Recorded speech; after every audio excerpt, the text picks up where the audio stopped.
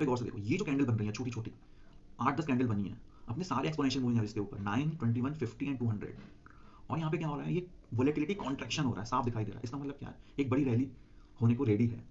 Over the last 1 year gold and silver में जबरदस्त rally चल रही है। सिल्वर बीस तो डबल हो चुका है पिछले 6 मंथ्स में। सिल्वर बीस का मेरे सामने चार्ट ओपन है, ये एक ETF है और मैक्सिमम लोगों को इसमें फोमो हो रहा है। अब ऐसे चार्ट को कैसे कैच करेंगे, ऐसी रैली को, जिससे कि आगे फोमो नहीं हो पाए, तो मैं सबसे इंपॉर्टेंट 2-3 चीज़ें डिस्कस करूंगा। जिस भी स्टॉक में एक भयंकर रैली स्टार्ट होती है, वो सबसे पहले 2 चीज़ शो करता है। उसमें क्या होता है, एक बड़ा बेस बनता है। जैसे इसमें सिल्वर भी इसमें बेस दिखाई दे रहा है। लास्ट ईयर जून से बेस बनना स्टार्ट हुआ और दिस ईयर मई तक एक बेस बना। एक बेस बनने के बाद सेकंड पॉइंट, स्टॉक क्या करता है, अपने 200 डे ईएमए पे कंसिस्टेंटली सपोर्ट लेता है। ये ब्लैक लाइन क्या है, 200 डेज ईएमए। इस पे देख रहे हो, एक बार यहाँ पे सपोर्ट लिया, दूसरी बार यहाँ पे सपोर्ट लिया, तीसरी बार यहाँ पे सपोर्ट लिया, चौथी बार यहाँ पे सपोर्ट लिया, और सपोर्ट पे साथ में आपको प्राइस एक्शन भी दिखाई दे रहा होगा। यहाँ पे हैमर कैंडल बनी है। तो दूसरा पॉइंट ये हो गया, 200 डे ईएमए पे सपोर्ट लेगा। पहला पॉइंट मैंने एक बड़ा बेस बताया, ये बड़ा बेस, और दूसरा 200 डेज ईएमए पे सपोर्ट। और तीसरा इंपॉर्टेंट पॉइंट, बेसिक्स कोई नहीं देखता कि जो उसके लोज होंगे ना, लोज ऊपर की तरफ शिफ्ट होंगे। यहाँ पे ये लो बना, फिर दूसरा लो, तीसरा लो, चौथा लो, लोज क्या है, ऊपर की तरफ शिफ्ट हो रहे हैं। अगर हम ट्रेंड लाइन से देखें तो साफ अपन को दिखाई दे रहा है। ये अपन लोगों ने एक ट्रेंड लाइन यहाँ पे ड्रॉ कर ली है, सारे लोज को कनेक्ट कर दिए। ये लोज क्या दिखा रहे हैं, डिमांड पॉइंट्स दिखा रहे हैं। यहाँ पे डिमांड ऊपर की तरफ शिफ्ट हो रही है, इसका मतलब ट्रेंड ऊपर की तरफ स्लोली शिफ्ट हो रहा है। और यहाँ पे एक और लाइन ड्रॉ कर लिया ऊपर, रेजिस्टेंस लाइन। यहाँ पे ये क्या बन गया, सिमेट्रिकल ट्रायंगल पैटर्न का ब्रेकआउट बन गया। तो 3 चीज मैंने क्या बताई, एक बड़ा बेस, लोज ऊपर की तरफ शिफ्ट हो रहे हैं, और स्टॉक कंसिस्टेंटली 200 डेज ईएमए पे सपोर्ट ले रहा है। और साथ में ये प्राइस एक्शन भी देखेंगे, सपोर्ट पे एग्रेसिव बाइंग हो रही है। उसके बाद जब यहाँ पे ब्रेकआउट आता है, समझेंगे गौर से, जब यहाँ पे ब्रेकआउट आता है सिमेट्रिकल ट्रायंगल पैटर्न का, तो साथ में क्या होता है, इस हम क्रूशली ऑब्जर्व करेंगे यहाँ पे क्या हो रहा होता है, एक्टिविटी हम ऑब्जर्व करते हैं। यहाँ पे गौर से देखो, ये जो कैंडल बन रही है छोटी छोटी 8-10 कैंडल बनी है अपने सारे एक्सपोनेंशियल मूविंग एवरेज के ऊपर 9, 21, 50 एंड 200। और यहाँ पे क्या हो रहा है, ये वोलेटिलिटी कॉन्ट्रैक्शन हो रहा है, साफ दिखाई दे रहा है। इसका मतलब क्या है, एक बड़ी रैली होने को रेडी है। और उसके बाद देखो, एक गैप अप ओपनिंग होती है। जो चीज़ें मैं बताता हूँ, प्राइस अपने सारी ईएमए के ऊपर है, 9 एक्सपोनेंशियल मूविंग एवरेज 21 के ऊपर है, 21 50 के ऊपर और 50 100 के ऊपर है। साथ में एक बड़ा बेस बना है और लोज ऊपर की तरफ शिफ्ट हो रहे हैं।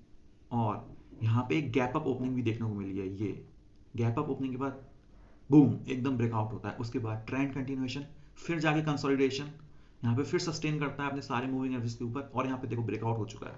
उसके बाद बूम, यहाँ पे देखो रैली देख रहे हो, ये ब्रेकआउट होने के बाद ये निकल चुका है स्टॉक, थोड़ा सा स्विंग किया है। यहाँ पे देख रहे हो, यहाँ पे थोड़ा सा कंसोलिडेट हुआ है, वो भी ऊपर की तरफ हुआ है। उसके बाद कितनी जबरदस्त रैली आई है। और इंपॉर्टेंट जो देखेंगे अपन लोग, यहाँ पे गैप्स बन रहे हैं, गैप्स के साथ ऊपर जा रहा है। ये गैप बना, फिर ये गैप, ये गैप, ये गैप, गैप अप ऊपर। तो ये चीजें समझने की होती हैं। अब इसके साथ अपन लोग, ये रैली हमने मिस कर दी है, जिसने भी मिस कर दिया फोम हो रहा होगा।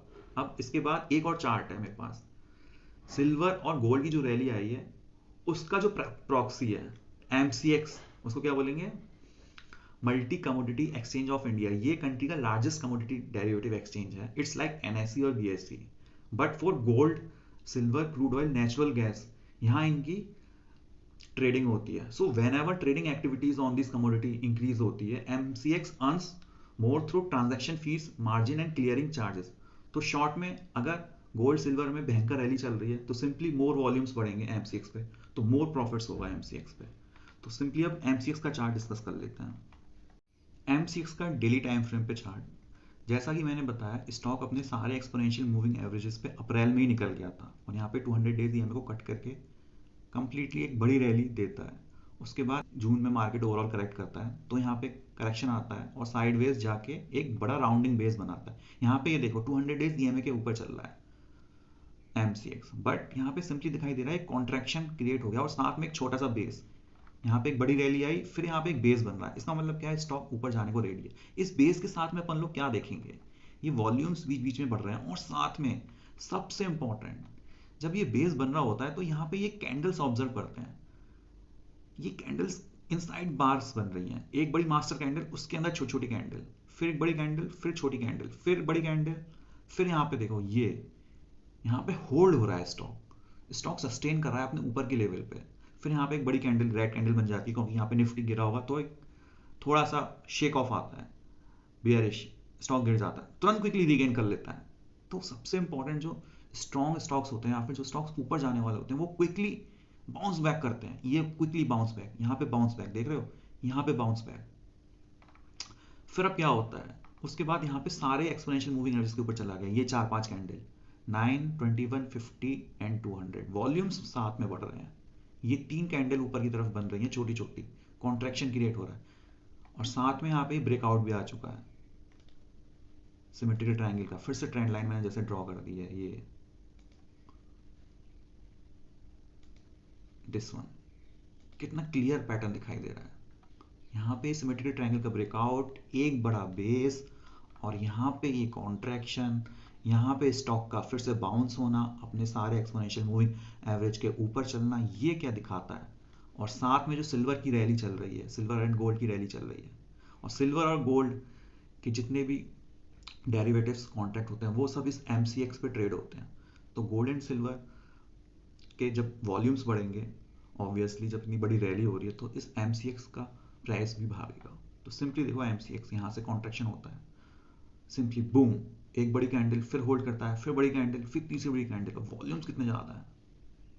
सिंपली अपन लोग देखेंगे इसमें, जब वॉल्यूम्स इतने ज़्यादा और कैंडल्स इतनी बड़ी बड़ी बन रही तो कुछ भी मेरे को स्ट्रेंथ में कुछ भी वीकनेस दिखाई नहीं दे रही है। स्ट्रेंथ इतना ज़्यादा स्ट्रॉन्ग है, कैंडल्स कितनी बड़ी बड़ी बन रही है, स्ट्रॉन्ग कैंडल्स बन रही हैं।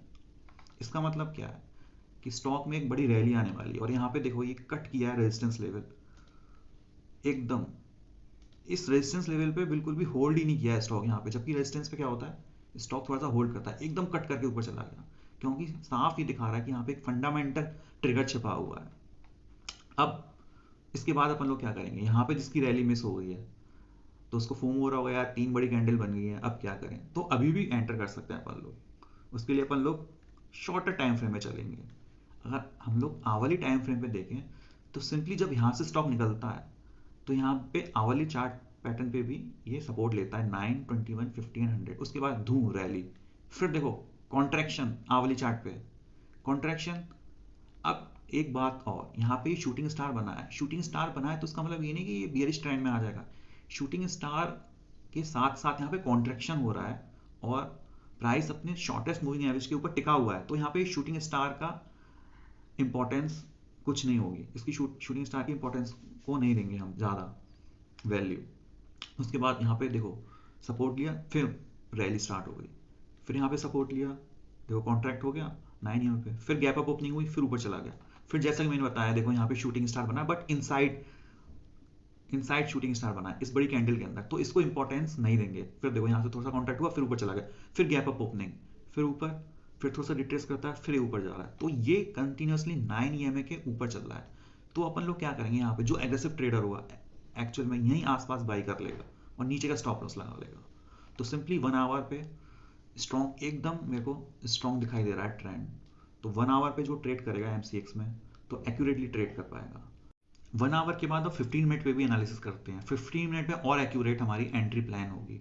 तो 15 मिनट पे अपन को क्या दिखाई दे रहा है, सिंपली 9 एंड 21 के बीच में कंप्रेस कर रहा है स्टॉक और वहीं से भाग जा रहा है। 9 एंड 21 के बीच में यहाँ पे कंप्रेस किया, ऊपर चला गया, यहाँ पे कंप्रेस किया, ऊपर चला गया, यहाँ पे फिर देखो 9 EMA पे कॉन्ट्रैक्शन हुआ, ऊपर चला गया। अब देखो यहाँ पे कॉन्ट्रैक्ट हुआ है 9 एंड 21 के बीच, फिर से ऊपर चला गया। और सबसे इंपॉर्टेंट जो कोई नहीं बताएगा, यहाँ पे ये देखो ये गैप क्रिएट हुआ है, गैप क्रिएट होके 15 मिनट के चार्ट पे गैप क्रिएट हुआ है ये, और इस गैप को फिल किया है 15 मिनट के चार्ट पे। नेक्स्ट अब रिस्क मैनेजमेंट के पार्ट पे आ जाते हैं। अगर हम 15 मिनट के टाइम फ्रेम पे एंट्री लेंगे 9 एंड 21 के बीच में, तो स्टॉप लॉस जरूर लगाएंगे 21 के नीचे अराउंड 9470 और 9450 के बीच में स्टॉप लॉस जरूर लगाएंगे। अगर हम 1 आवर के टाइम फ्रेम पे एंट्री प्लान करेंगे तो स्टॉप लॉस सिंपली हमारा यहाँ पे होगा 9 EMA के नीचे, 9460 के नीचे, थोड़ा नीचे लगाएंगे 9440 के आसपास स्टॉप लॉस लगाएंगे।